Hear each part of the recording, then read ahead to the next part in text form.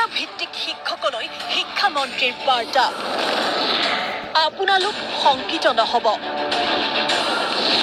নিযুক্তি বাতিলৰ কথা অমূলক আশ্বাসবাণী সিদ্ধাৰ্থ ভট্টাচাৰ্যৰ পুঁজি আৰু পদৰ অভাৱত ৬৫০০ ঠিকা ভিত্তিক শিক্ষকৰ নিয়মীয়াকৰণ নহব বুলি শিক্ষামন্ত্ৰী সিদ্ধাৰ্থ ভট্টাচাৰ্যই কৰা মন্তব্যত জাঙুৰ খাই উঠিছিল শিক্ষকসকল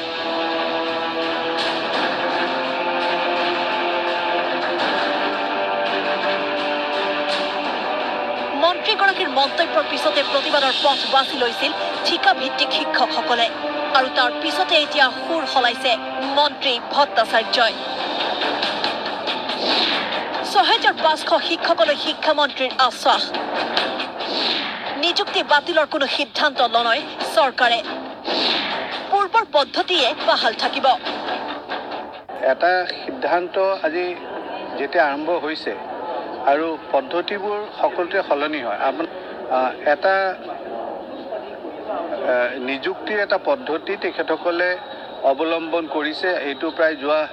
২০ বছৰ ধৰি প্ৰায় ২০ বছৰ নহয় কিন্তু ২০ বছৰ ধৰি এই পদ্ধতিটো চলি আহিছে এই পদ্ধতিটো কোনো আখুৱা বা অসুবিধাটো আমি দেখা নাই গতিকে চলিত পদ্ধতি এটা আমি এক কথাতে বাতিল কৰাটো কোনো যুক্তি নাই আৰু আমি কৰিম কিহৰ কাৰণে গতিকে এই ক্ষেত্ৰত তেখেতসকলৰ যিটো এটা ভয় বা তেখেতসকলৰ মাজত যিটো এটা সন্দেহ এইটো সম্পূৰ্ণ আমূলক সিদ্ধাৰ্থ ভট্টাচাৰ্যৰ ঘোষণা নিয়মীয়াকৰণ প্ৰক্ৰিয়াত ভাগ ল'ব পাৰিব ঠিকা ভিত্তিক শিক্ষকে যোগ্যতা অনুযায়ী হ'ব নিযুক্তি নিয়মীয়াকৰণ তেখেতসকলকতো মই মন্ত্ৰী হিচাপে কৈছোঁ নেকি যে তেখেতসকলক আৰু হেৰি নকৰা হ'ব যিটো তেখেতসকলে কৈ আছে নিয়মীয়াকৰণ এটা সম্পূৰ্ণ বেলেগ বিষয় এই দুটা বিষয় একলগ কৰাৰ কোনো যুক্তিয়ে নাই যিটো ৰেগুলাৰ কোৰ্ছত যিটো এংগেজমেণ্ট হয় সেইটো এটা সম্পূৰ্ণ বেলেগ বিষয় তেখেতসকলক আমিতো তাত তেখেতসকলে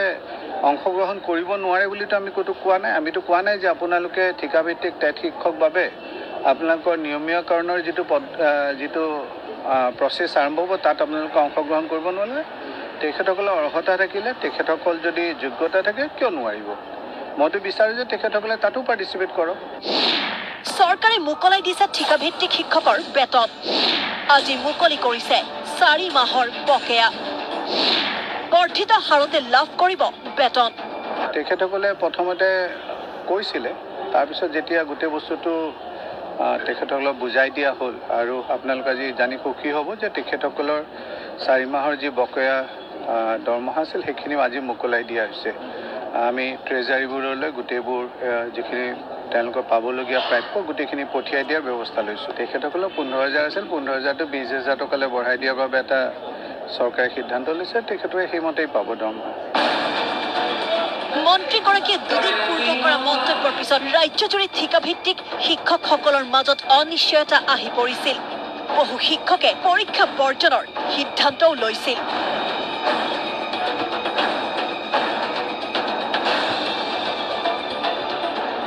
ভিডিঅ' জাৰ্নেলিষ্ট নয়নৰ সৈতে কল্যাণ গগৈ আসাম টক্স